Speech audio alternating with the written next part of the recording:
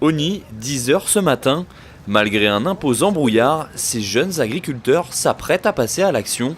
Plusieurs machines agricoles commencent à s'activer pour remettre en culture cette friche le long de la D915, un hectare de terrain abandonné depuis plusieurs années.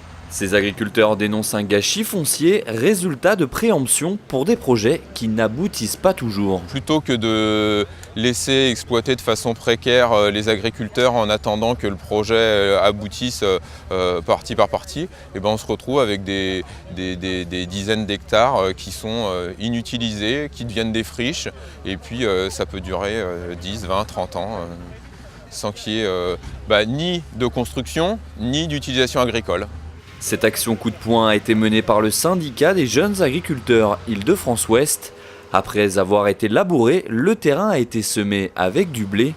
Le fruit de la récolte sera reversé à une association.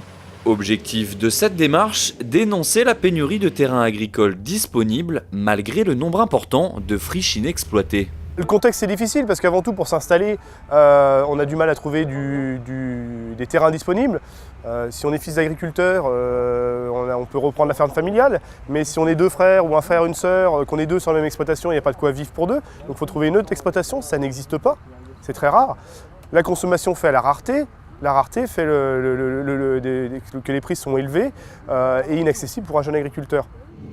Selon le syndicat, 300 hectares d'espaces agricoles sont cédés chaque année dans le département au profit des zones urbaines.